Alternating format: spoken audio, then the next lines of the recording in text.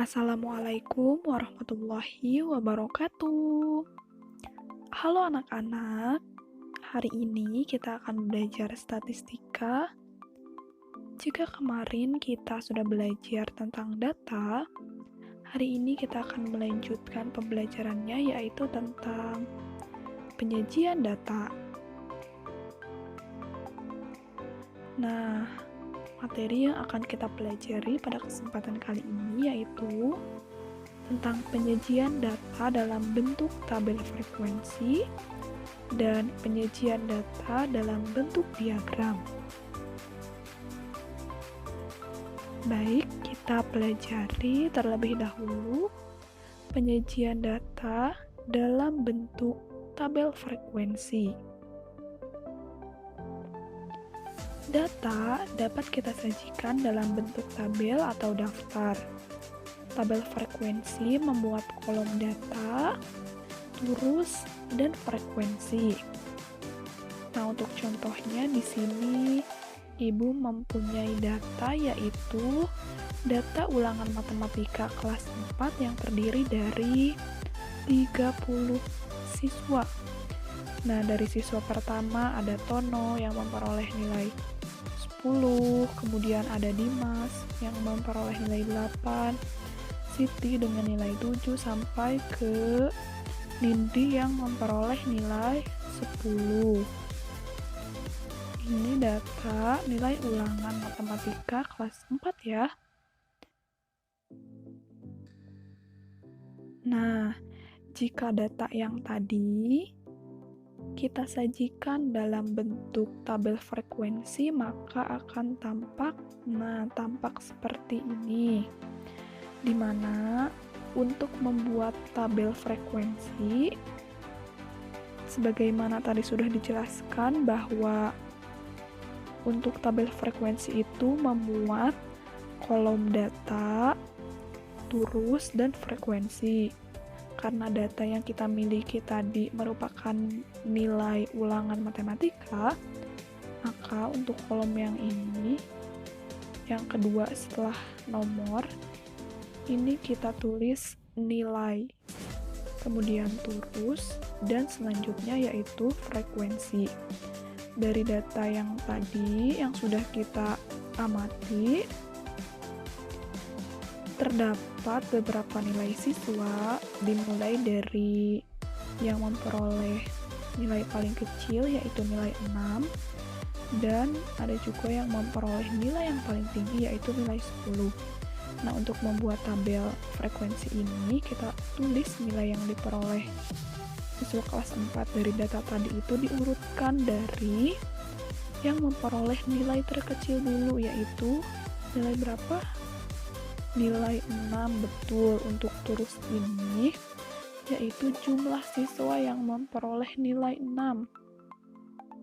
Kita lihat kembali ada berapa jumlah siswa yang memperoleh nilai 6. Nah, 1, 2, 3, 4, 5, 6. Jadi yang memperoleh nilai 6 itu ada 6 siswa. Nah, kemudian kita membuat atau menulis turusnya sejumlah siswa yang memperoleh nilai 6, yaitu kita menulis turusnya 6. Nah, ini 6 ya, 1, 2, 3, 4, 5, 6. Kemudian di frekuensinya kita tulis angka 6. Begitupun seterusnya. Untuk nilai 7, 8, 9, dan 10, kita lihat kembali ke data yang tadi. Kita hitung berapa orang yang mendapatkan nilai 7, berapa orang yang mendapatkan nilai 8, 9, kemudian 10. Kemudian kita tulis turusnya dan dicatat angkanya sesuai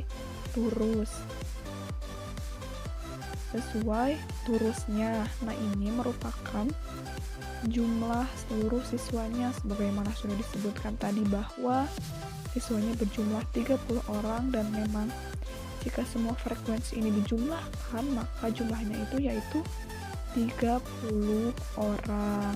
Tepat sekali. Kita lanjutkan. Nah, jika tadi penyajian data dalam bentuk tabel frekuensi, maka sekarang kita akan mempelajari penyajian data dalam bentuk diagram. Penyajian data dalam bentuk diagram meliputi diagram batang, diagram lingkaran, diagram lambang, dan diagram garis. Diagram batang adalah diagram berdasarkan data berbentuk kategori. Diagram ini banyak digunakan untuk membandingkan data maupun menunjukkan hubungan suatu data dengan keseluruhan. Diagram ini penyajian datanya dalam bentuk batang, sehingga sebuah batang melukiskan jumlah tertentu dari data.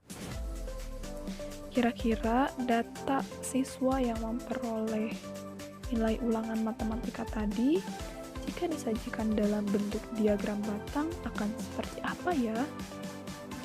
Mari kita lihat. Nah, ini merupakan gambar diagram batang dari data yang kita miliki tadi, yaitu dari data nilai ulangan matematika kelas 4 yang terdiri dari 30 siswa. Nah, kira-kira bagaimana ya cara membuat diagram batang ini?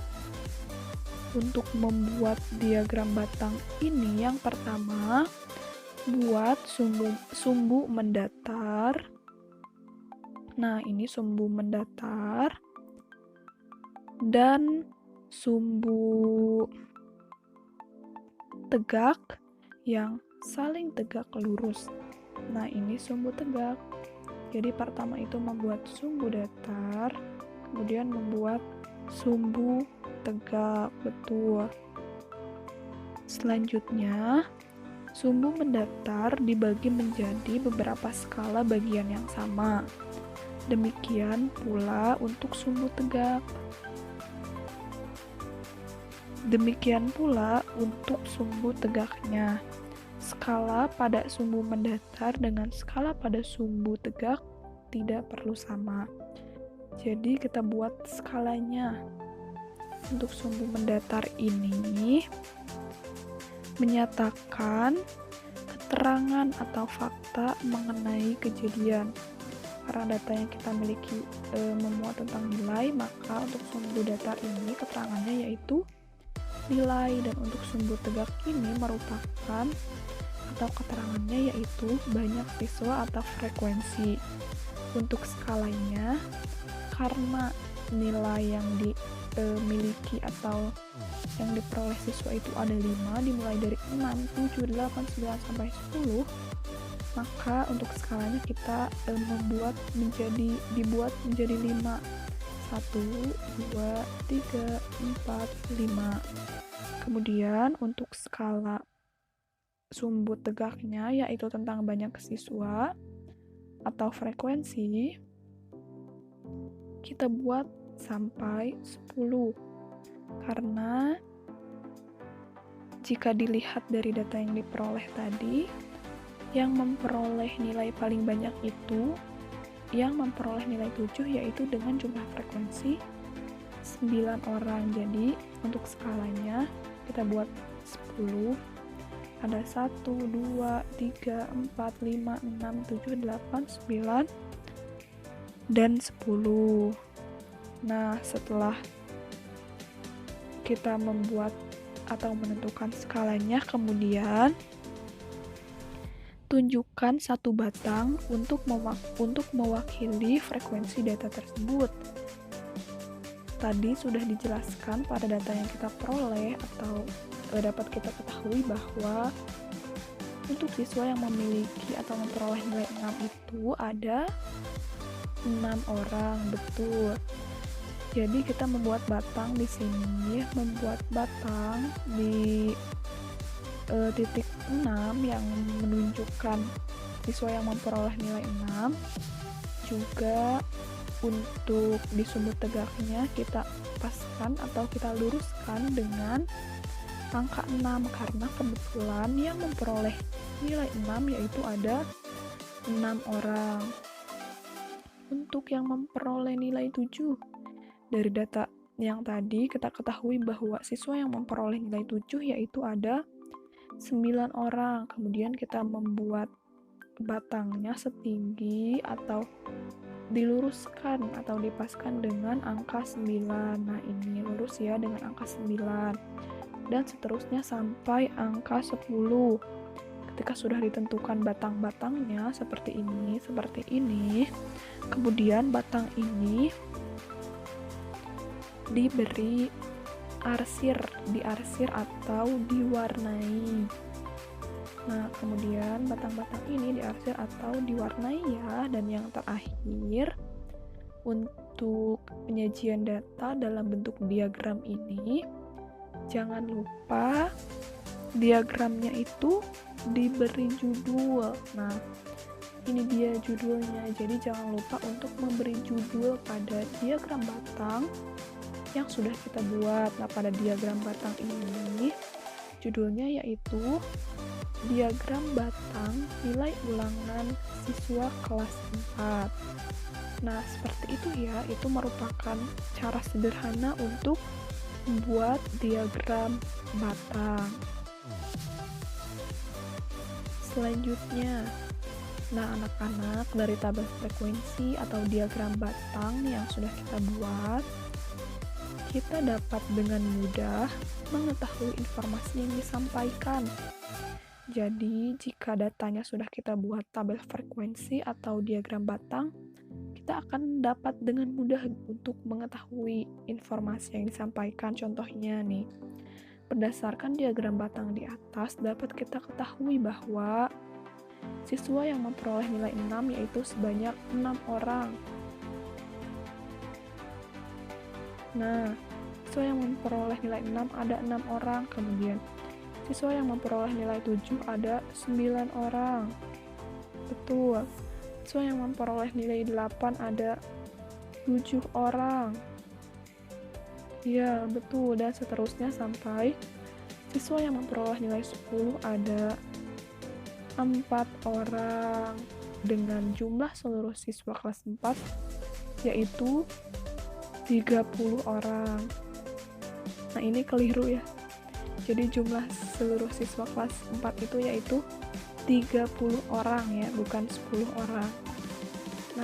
Nah anak-anak, itulah materi tentang penyajian data, baik penyajian data dalam bentuk tabel frekuensi atau penyajian data dalam bentuk diagram yang dapat Ibu sampaikan pada kesempatan kali ini. Terima kasih banyak untuk perhatiannya.